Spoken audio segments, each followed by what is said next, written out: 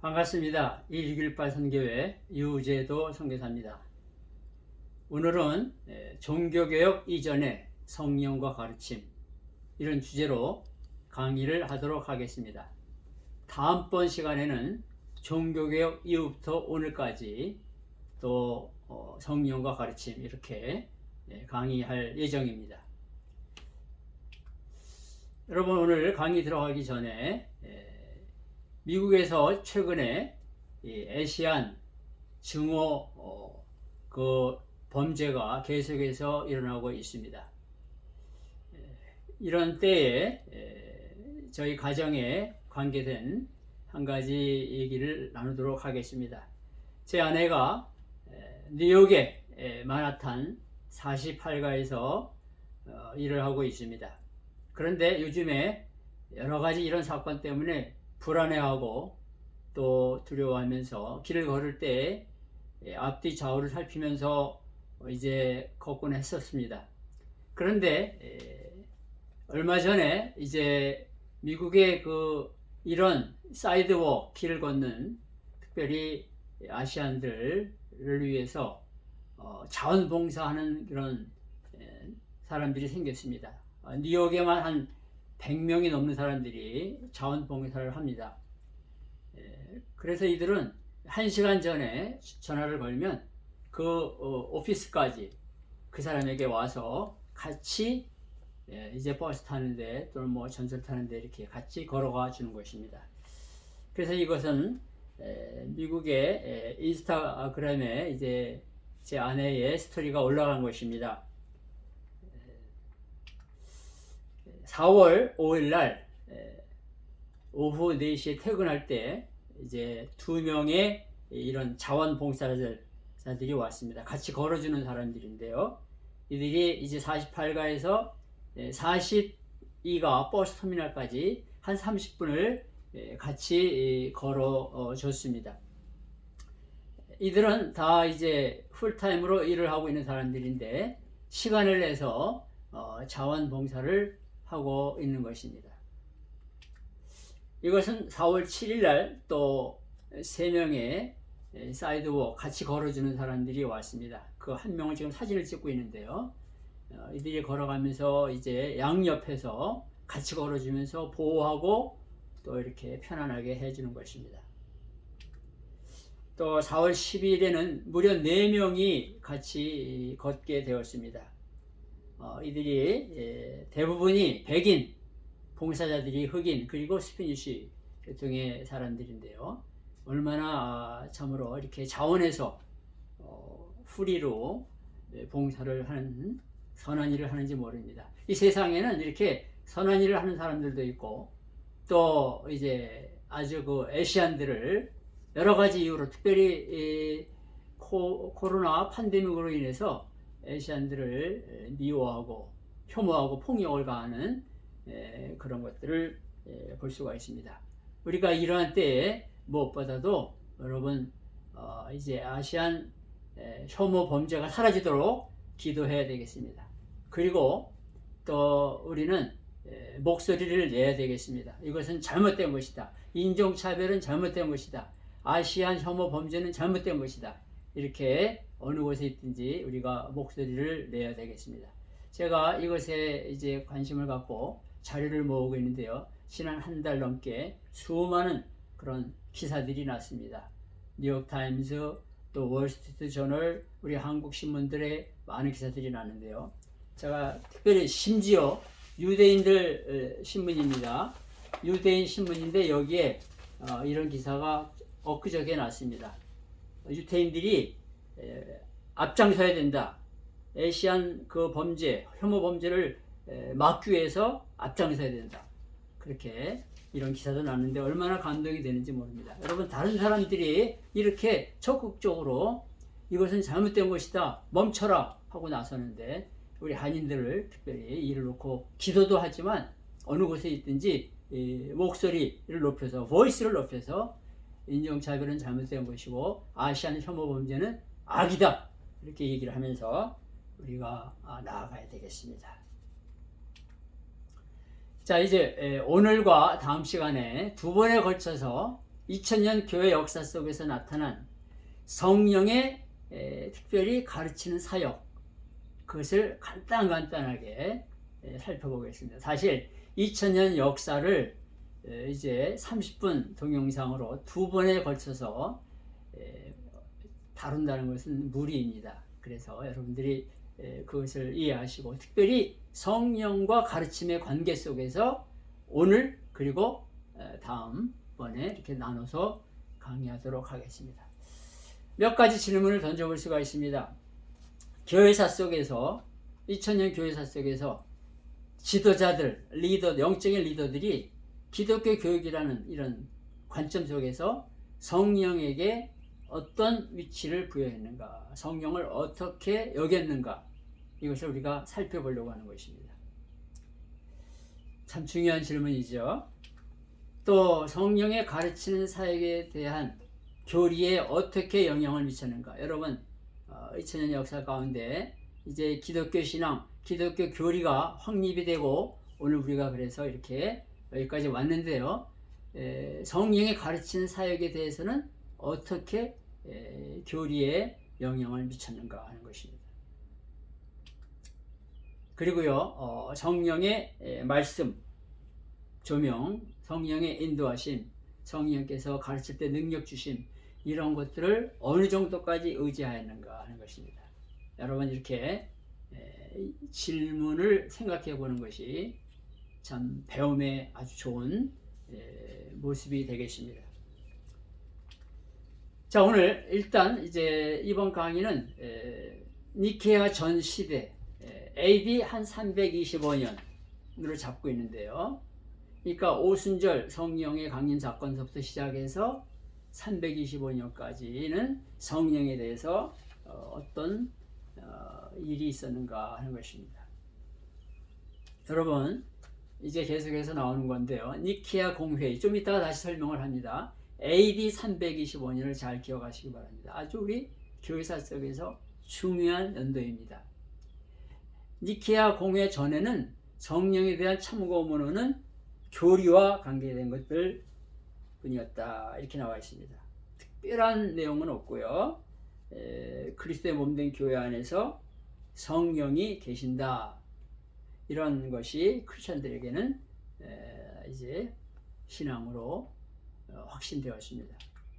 그래서 그러다가 이제 여러분 초기에 논쟁이 처음에 일어났는데요. 예수님 승천하시고 나서 여러분 논쟁이 일어나기 시작했는데, 그걸 뭔가 하면 이제 예수 그리스도께서 하늘로 올라가셔서 승천하셨는데 그리스도의 그 인성, 그리스도의 신성과 인성이 있습니다. 그런데 논쟁은 주로 그리스도의 인성 쪽에 논쟁이 일어나게 된 것입니다. 이단들이 이제 예수님 승천하신 이후로 막 등장하기 시작하는데요. 그들이 결국은 교회에 공격도 가했지만 교회가 신앙의 교리, 그것을 확립하는 계기를 만들어 주었습니다. 그리고 이단의 출현으로 인해서 이제 성령의, 우리가 포인트가 강의가 성령이니까요, 성령의 신성에 대한 논쟁이 일어났던 것입니다. 그래서 여러분 이제 초대교회 교부들이라는 말이 나오죠. 처치 파더스라 그러는데요. 예수님 승천하시고 나서, 그리고 12사도가 이제 11명의 사도는 순교를 당하고, 사도 요한이 한 AD 100년 전후 해서 이제 그 생을 마칩니다. 그리고 나서부터 이제 한 500년 정도 기간을 영적인 리더들이 이제 이끌었는데요. 그런 사람들을 교부라고 말합니다. 초대교회 교부들 보통 그렇게 말을 합니다. 그런데 이런 사람들이 이제 결국은 교회를 끌어가고 복음을 전하고 주의를 하는데, 그들이 말한 것 속에서 성령의 신성과 또 성령의 그 성품, 퍼스널리티를 이렇게 확인하게 되고 정립을 하게 되는 것입니다. 그래서 초대교회, 교회 내에서 신앙을 말하고 이렇게 고백하고 그런 것도 우리가 있습니다. 그 내용은 주로 사도행전에 또 이제 바울 서신에 자세하게 나와 있습니다. 자, 그런데 이제 그것 바깥에 외경, 헤르마스의 목자서라든가 이런 이제 저스틴 트라이포와의 대화, 마르시안의 추종자들 뭐 이런 내용 속에서 성령을 어떻게 말했는가 하는 것입니다. 이 헤르마스의 목자서라는 이런 외경에는요, 성령은 가르치는 사역을 하시는 분이다, 이런 말이 나와 있습니다. 성경책 외에 성령이 가르치시는 분이다 라고 말한 아마 최초의 그런 글이라고 여겨지는 것입니다. 그 다음에 순교자 저스틴이라는 사람이 있죠. 100년에 태어나서 165년에 순교를 당했는데요. 이 사람이 이제 트라이포와의 대화라는 그런 저서 속에서 성령을 이렇게 말하고 있습니다. 믿는 이들이 각각 은사를 받는다. 그리고 그리스도 이름을 통해서 조명하심을 받는다. 그래서 다양하게 어떤 사람은 이해의 영을 받고 어떤 사람은 또 상담이나 능력의 은사를 받고 어떤 사람은 치유나 예언 또 가르침 이런 성령의 은사를 받는다, 이런 말을 남겼습니다. 자, 그리고 여러분 그 당시에 가장 이제 이따가 또 나오겠지만요, 무서운 이단 중에 한 그룹이 그노시스파 영지주의자인데요. 그것을 시작한 사람이 이제 마르시온이라고 하고 또 그 추종자들이 있는데 이들이 결국은 이루었던 것이 만들었던 것이 이단 영지주의입니다.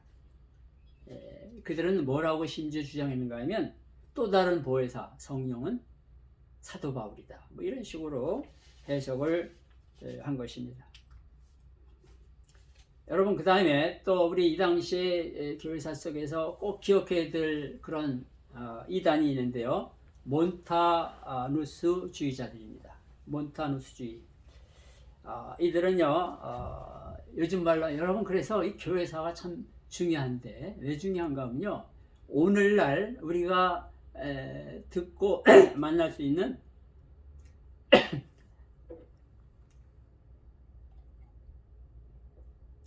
대부분의 이단들의 뿌리는 2000년 교회사 속에 다 등장합니다.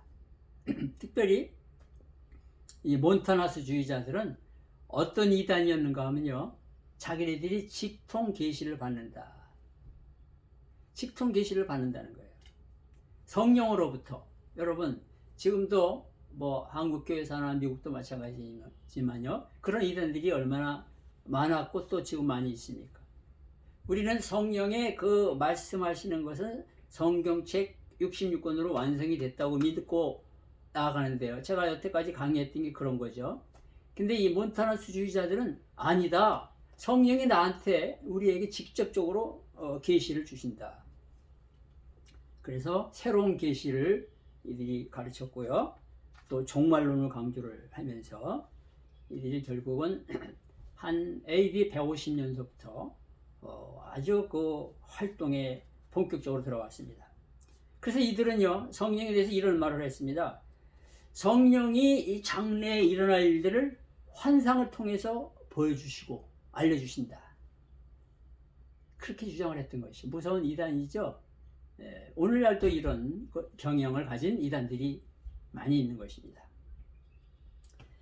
그런데 이 터툴리안이라고 하는 사람은 몬타나스주의자에 소속을 했지만 성령의 가르치는 사역에 관심을 가졌습니다. 비록 몬타나스주의자들 속에 소속이 됐지만 성령은 가르치시는 일을 하신다, 이런 말을 이들이 터툴리안이 강조했던 것입니다. 그 다음에 여러분 이레니우스라고 하는 사람이 있죠. 이레니우스. 그 이레니우스가 130년에 태어나서 200년에 사망을 하게 되는데, 이레니우스가 누군가 간단하게 말씀드리면요, 여러분 사도 요한 그리고 그 제자가 폴리가비라는 교부입니다. 그리고 그 제자가 이레니우스입니다. 그래서 이레니우스는 이제 사도들의 해석이라는 책에서 성령에 대해서 이렇게 말했습니다. 성령을 통해서 예언자들이 예언했다. 구약시대 예언자들이, 또 조상들이 하나님의 것을 배울 수가 있었다. 그리고 믿는 자들이 의로운 길로 걸어갈 수 있었던 것은 성령을 통해서 이루어졌다 라고 오늘 우리가 볼 때 아주 바르게 성령에 대한 그런 것을 말했습니다. 또 노바티안이라고 하는 사람은 200년에서 275년에 살았던 사람인데, 이 사람이 이 삼위일체에 대한 아주 훌륭한 책자를 남겼습니다. 그런데 그 책자에서 성령은 어떤 분이냐, 진리의 선생님이시다. 그리고 모든 영적인 은사를 주시는 분이다. 이렇게 말했던 것입니다. 여러분, 예. 그래서 우리가 이렇게 간단하게 이름만 언급하고 나아갔지만요, 여러분 사실 우리가 교회사, 2000년 교회사를 잘 공부하면은 오늘날 신앙생활과 교회생활과 또 이제 복음 전도와 목사님으로 교회를 섬기든지 선교사로 선교지를 섬기든지 또는 학교에서나 또 가정에서나 큰 이익이 됩니다. 그래서 여러분, 교회사는 우리가 잘 배우고 또 공부하고 알아두어야 될 내용인 것입니다. 그래서 결국은 이들은 이제 성령의 가르침을 믿었습니다. 정합해서 말하면요. 그리고 성령의 역사를 중요한 요소로 언급을 했던 것입니다. 이것이 바로 AD 325년 전 한 300년 기간 동안에 이제 성령에 대한 그런 내용을 이렇게 요약하는 것입니다. 성령의 가르침을 믿었고 성령의 역사를 이제 신앙생활과 또 교회생활 또 모든 삶에 있어서 아주 중요한 내용이다, 요소라고 그들이 언급했던 것입니다. 자, 그러면 이제 300년을 지나서 니케아 시대, 그리고 니케아 시대 이후 이렇게 우리가 살펴보려고 합니다. 여러분, 초대교회 시대의 가장 중요한 교리상의 논쟁이 아리우스를 중심으로 일어났다고 하는 것입니다. 250, 아리우스라는 사람이 250년에서 336년을 살았던 사람입니다. 자, 그러면 도대체 무슨 일이 이때 있었는가? 한마디로 간단하게 아주 요약을 하면요, 이 아리우스라는 사람은 성자 예수님과 성령은 하나님과 동등한 존재가 아니다, 창조되었다 라고 주장을 한 것입니다. 아주 간단하게 요약하면 이런 내용입니다. 지금 우리의 신앙의 관점에서 보면 말도 안 되는 내용인데, 이 당시에 이렇게 이들이 주장을 하면서 이게 엄청나게 퍼져나갔습니다. 자, 그런 가운데서 대표적으로 아타나시우스라는 교부가 뭐라고 말하는가 하면요, 아니다, 그건 잘못됐다. 성자 예수님, 성령의 존재는 영원하신 분이다. 그리고 하나님과 동등한 존재다. 지금은 우리는 그건 당연한 거지. 그렇게 우리는 이제 믿고 나아가지만, 여러분, 이렇게 된 결과는 2000년간의 이런 교회 역사 가운데서 하나님의 역사이고 성령의 역사이지만 이런 과정을 거쳐서 이루어진 것입니다. 그래서 이 아타나시우스는 성자와 성령의 영원성과 완전한 신성, 이건 무슨 말인가? 하나님이다. 성자 예수님이 하나님이시고 성령 그분도 하나님이시다, 이렇게 주장을 하게 된 것입니다. 그런데 여러분, 이런 논쟁이 한번 회의를 열어가지고 단칼에 결정짓고 나아가는 게 아닙니다. 지금도 어떤 심지어 교회나 노회나 총회에서 안건을 정할 때 한 번에 안 되잖아요. 그게 2000년 교회사에 수도 없이 많았습니다. 그래서 여러분, 이 아리우스가 주장하는 이 내용하고 아타나시우스가 반박하는 이 내용이 결국은 수없는 주교 회의를 열었고요, 중요하게 4번의 아주 중요한 공회가 열린 것입니다. 많은 사람들이 학자들 이제 교회 리더들이 모여서 회의를 하게 된 것입니다. 이 문제를 놓고요. 자, 그래서 우리가 너무나 잘 아는 거죠.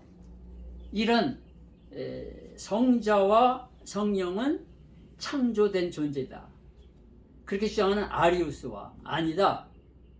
아타나시우스의 말처럼 성자와 성령은 영원하신 분들이고 완전하신 하나님이다. 이거를 논의하고 결정하기 위해서 이제 4개의 큰 회의가 열립니다. 325년에 니케아에서 열렸던 니케아 공회. 이때 여러분, 그래서 325년을 중요한 정점으로 보는 거죠. 이때 이 회의를 열어가지고 이 아리안, 이 주장을 정죄했습니다. 잘못된 것이다. 그러면서 그리스도가 언제나 성부 하나님과 하나의 본체다. 그걸 결정한 것입니다. 그리고 381년에 또 열립니다. 콘스탄티노플에서 열려서 이번에는 그 325년에 정했던 성부 하나님과 성자 예수님이 동등하시다. 이것에 추가해서 그걸 확인하고 성령도 동일하신 하나님이다. 이것을 확인한 거예요. 얼마나 중요한 회의입니까? 그 다음에 431년에 에베소에서 또 열립니다. 여기에는 특별히 네스토리우스주의라는 이단이 또 등장했는데요. 그들은 뭐라고 주장했는가 하면 그리스도의 신성과 인성은 분리된 것이다. 네, 그런 주장을 또 했어요. 그래서 그 네스토리우스라고 하는 이단을 또 정죄하게 되는 것입니다. 또 칼케돈 451년에 또 열려가지고 거기서 이번에 그리스도는 우리 인간이 다 이해할 수 없지만 동시에 하나님이시면서 참 하나님이시면서 참 사람이다. 완전한 하나님이시면서 완전한 사람으로 이 땅에 성육신하셨다. 그것을 재주장하고 이제 확대시킨 것입니다. 그래서 여러분, 우리가 뭐 교회 리더든지 평신도든지 이런 기본적인 교회 역사를 알아야 됩니다. 자, 그래서 결국은 니케아 공회를 다시 살펴보면요, 아리우스가 정죄를 받고 비판을 받습니다. 그리고 이제 그 니케아 신경이 만들어지는데요. 거기에 뭐가 추가되는가 하면요, 나는 성령을 믿는다. 우리 사도신경에도 나오죠. I believe in the Holy Spirit. 나는 성령을 믿는다. 하나님을 믿고 예수 그리스도를 믿고 성령을 믿는다. 이것은 결국은 하나님이신 것을 믿는다. 그런 내용이 들어가 있는 것입니다. 자, 그리고 이제 니케아 시대가 지나서 AD 325년 이후에는 그 성령 하나님의 그 조명하시는 그 빛을 비춰주시는 그런 사역에 대해서 많은 이제 내용들이 논의가 이루어지는 것입니다. 그러니까 성령의 본격적인 그런 이제 성령에 대한 연구와 논쟁과 이런 것들은 니케아 회의를 통해서부터 시작이 되었고 그 후에는 이제 많이 일어나게 되는 것이죠. 여러분, 이제 아타나시우스는 무슨 말을 했는가 하면요, 이제 293년에 태어나서 313년에 세상을 떠나는데요. 아타나시우스라는 교부는 성령은 전면 빛을 비추시는 분이다. 그리고 살아 움직이는 힘이다. 또 예수님의 선물이다. 이런 말을 했던 것입니다. 우리는 지금 그런 것을 뭐 성경에서도 배우고 설교로도 듣고 공부도 하지만 그때는 이런 것들을 이렇게 확립해주는 귀한 역할들을 한 것입니다. 그리고 예루살렘의 시리라는 사람은 386년에 사망한 것으로만 이제 기록되어 있는데 성령은 마음과 영혼을 이렇게 조명하는 자이시다. 빛을 비추시는 분이다. 이렇게 말을 합니다. 그리고 성령께서 들어오실 때 인간은 이제 진리를 볼 수가 있고 알 수가 있다. 이런 말을 했습니다. 그 다음에 데오도르트는 457년에 사망했는데요. 성령이 마음에 감동을 주어야만 예수 그리스도로부터 흘러나오는 빛을 볼 수 있다. 또 이런 말을 남겼습니다. 또 포이티어스 힐러리는 367년에 사망했는데 이 사람은 무슨 말하는가 하면 성령이 없다면 사람들은 하나님을 이해할 수 없다. 지식의 빛을 가질 수 없다. 이런 말을 했습니다. 여러분, 우리가 교회사 그러면 아마 대부분의 우리 믿는 자들은 어거스틴을 다 알 겁니다. 어거스틴에 대해서는 정말 제가 여러분과 나누고 싶은 이야기도 많지만 줄입니다. 성령에 대해서 이런 말을 했습니다. 성령께서 지혜를 주시고 이해하게 하시고 우리 마음에 상담을 해주시고 성령께서 용기를 주시고 지식을 주시고 우리들에게 거룩하게 살게 신성하게 해주시고 하나님을 경외하도록 해주시지 않는다면 사람은 지혜도 가질 수 없고 이해할 수도 없고 또 이제 하나님의 그런 상담을 받을 수도 없고 용기를 가질 수도 없고 참된 지식을 가질 수도 없고 신성하게 거룩하게 살 수도 없고 하나님을 경외할 수도 없다. 경외하는 마음을 가질 수도 없다. 이런 말을 했습니다. 참 그래서 여러분 이 어거스틴 이 초대의 어거스틴의 사상은 사실 오늘까지 어거스틴, 마틴 루터, 칼빈 그리고 오늘까지 계속해서 이어진다고 볼 수가 있습니다. 자, 이 당시에 또 이제 여러분 그레고리 대왕이라는 사람은 사람들은 성령의 능력이 의도하는 것에 끌린다 이런 말을 했습니다. 성령은 마음을 움직일 뿐만 아니라 가르쳐 주시는 분이다. 사람의 마음은 성령의 깨우침으로 즉각 변한다. 여러분 참 이게 얼마나 귀한 말인지 몰라요. 성령께서 이제 사람의 마음을 움직인다. 가르치시는 분이다. 카운슬 오브 톨레도 589년에 이 공회에서는요. 이제 무슨 말을 했는가 하면 필리오케라는 말을 이제 신경에 추가합니다. And the Son. 그러니까 무슨 말인가 하면요. 성령이 하나님으로부터도 오지만 성자 예수님으로부터도 온다. 이런 것을 추가하게 되면서 결국은 여러분 이제 결국은 이런 서방교회 여기 동방교회 나오죠. 서방교회 동방교회가 갈라지게 되는 그런 중심의 내용이 크게 있습니다. 동방교회는 그걸 받아들이지 않았습니다. 그런데 서방교회는 성령은 성부와 성자로부터 온다. 동방교회는 성부로부터 온다. 그래서 결국은 1054년에 여러 가지 다른 이유도 있지만 결국은 갈라지게 됩니다. 서방교회는 로마 카톨릭을 말하는 거예요. 동방교회는 이제 이스턴 오르소독스 처치 그렇게 말하는데요. 그렇게 갈라지게 되는 것이죠. 그래서 여러분 이제 1054년에 갈라지게 되면서 결국은 이 뒤에 성령의 인격보다는 성령의 사역에 관심을 두는 일들이 일어나게 됩니다. 자, 그런데 어거스틴을 따라가는 파가 있었고요. 펠라기우스라고 하는 또 그런 사람을 따라가는 파가 있었는데요. 펠라기우스 파에서는 한마디로 뭐냐? 성령의 가르치는 그런 일에 대해서 이렇게 말했습니다. 펠라기우스 파에서는 성령의 구원의 역사 없이도 사람은 본래 선하다. 성령의 마음을 감동시켜서 죄를 회개하고 예수를 믿고 이것이 아니라 성령의 구원의 역사 없이도 본래 사람은 선하다.